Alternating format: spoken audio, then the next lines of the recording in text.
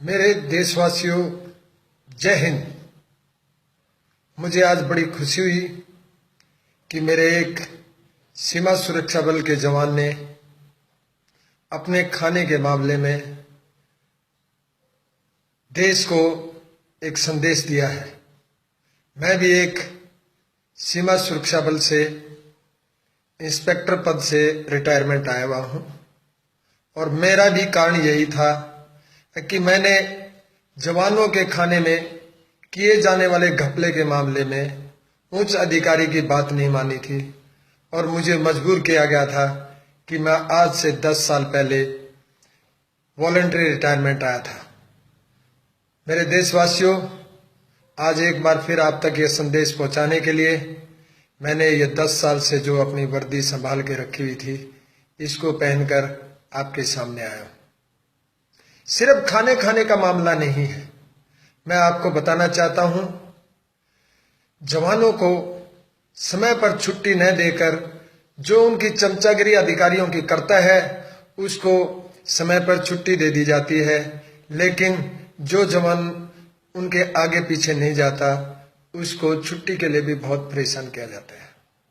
मैं एक बात और बता देना चाहता हूं, आप लोगों ने देखा होगा कि जवान लैट्रिन के सामने, जो ट्रेन के अंदर लैट्रिन बनी होती है, उसके सामने अपना बिस्तरा लगा कर लेट कर अपना बहुत लंबा लंबा सफर तय करता है जब वो छुट्टी आता है। इसका एक बहुत बड़ा कारण है कि अधिकारियों की कागजों पर तो लीव प्लान बनाया जाता है, लेकिन उसको वास्तविक रूप नहीं दिया जाता। और भी बहुत सारे घपले किए जाते हैं। आपने बाघा बॉर्डर देखा होगा। बाघा बॉर्डर पर जो जवानों ने वर्दी पहन रखी है, वो उन्होंने अपने पैसे से खरीद कर पहन रखी है। जो वर्दी इनको इश्यू होती है, उसका कपड़ा इतना घटिया होता है कि एक बार धोने के बाद दोबारा उस वर्दी को कोई भी सर्मोनियल ड्रेस के रूप में पहन नहीं सकता। मैं आपको एक बात और कहना चाहूंगा, सिर्फ ये खाने का घपला कहां तक है, इसके बारे में भी बता दूं। जो भी आप बॉर्डर पे पोस्ट देखते हैं या जो कैंप, आप सीधी भाषा में मैं बोलूंगा, कैंप आप लोग देखते हो, उस कैंप का बहुत बढ़िया मेंटेनेंस किया जाता है और उस मेंटेनेंस को करने वाले जवान होते हैं। और उस मेंटेनेंस के लिए जो सामान लाया जाता है, वो भी जवानों के राशन से ही लाया जाता है।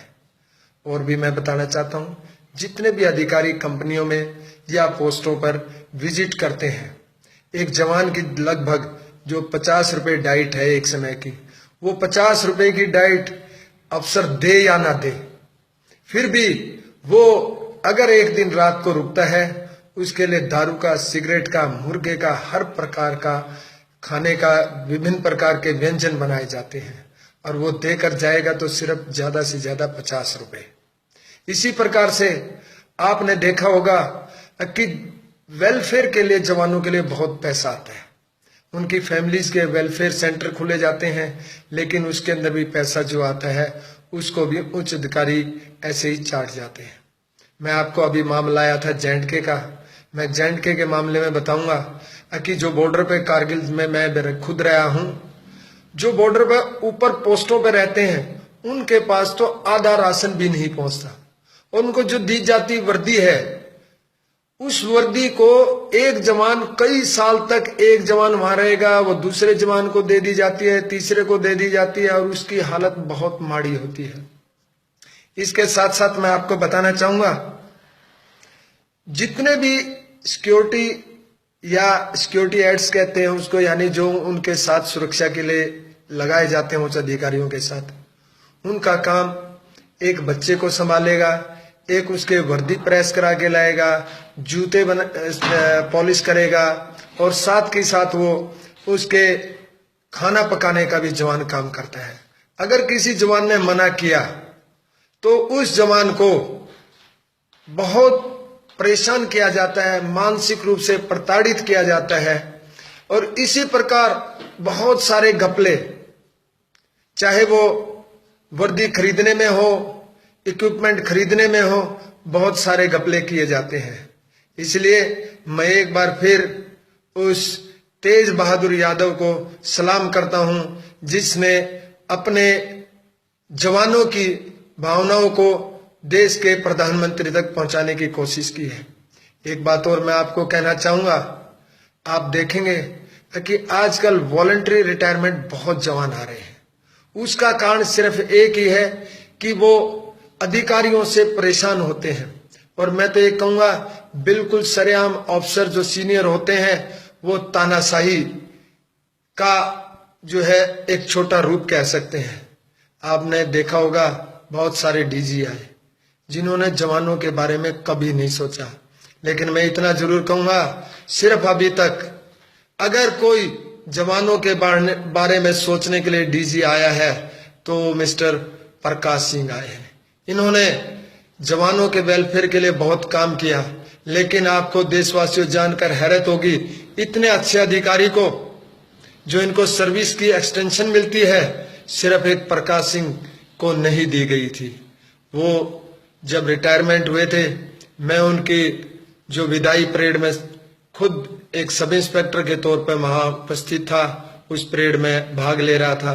प्रकाश सिंह ने अपने भाषण में जवानों की पीड़ा को समझा और वो बड़े दुखी और भावुक हुए थे कि मुझे जवानों का भला करने के लिए समय नहीं दिया गया। दोस्तों, आपने जो इस जवान की आवाज को सोशल मीडिया के थ्रू उठाया है, बहुत सारे मामले हैं।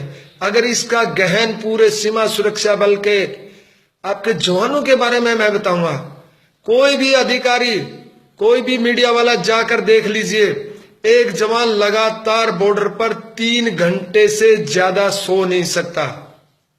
उसका रूटीन का सिस्टम इतना बिजी है कि अगर आप ईमानदारी से ड्यूटी करोगे तो 18 घंटे कम से कम उसको ड्यूटी देनी पड़ती है। और 18 घंटे के बाद उसको अपने कपड़े धोना, नहाना, बीओपी की मेंटेनेंस करना, ये सारे काम इससे अलग है। तो आप सोचिए, इन परिस्थितियों में जब हमारे पैरामिलिट्री फोर्स के जवान काम कर रहे हैं, लेकिन जब भी वो किसी प्रकार की आवाज उठाते हैं तो अधिकारी उसको दबा देते हैं। हाँ, इतना जरूर मैं कहूंगा कि सभी अधिकारी एक जैसे नहीं हैं। बहुत सारे अधिकारी बहुत अच्छे भी हैं। जैसे मैंने देखा है, एसपीजी में जो गए हुए अधिकारी वापिस सीमा सुरक्षा बल में जाते हैं तो वो बहुत अच्छा कार्य और जवानों की भलाई के लिए काम करते हैं। उसका कारण है क्योंकि वो एसपीजी के अंदर एक इंस्पेक्टर से लेके सिपाही तक दोनों एक ही किस्म की ड्यूटी तक भी करते हैं। इसलिए उनमें इतनी हीन भावना जवान के प्रति नहीं होती। लेकिन जो सीमा सुरक्षा बल के अधिकारी है वो वाकई में जवानों को बहुत परेशान करते हैं। मेरा आपसे अनुरोध है, इस वीडियो को देखकर एक बार फिर समस्त समस्याओं को जो हमारे सीमा सुरक्षा बल के जवानों को या सीआरपीएफ, आईटीबीपी, सीआईएसएफ के जवानों को आती है, उसको जरूर एक बार पूरे देश के अंदर फैलाएं। धन्यवाद।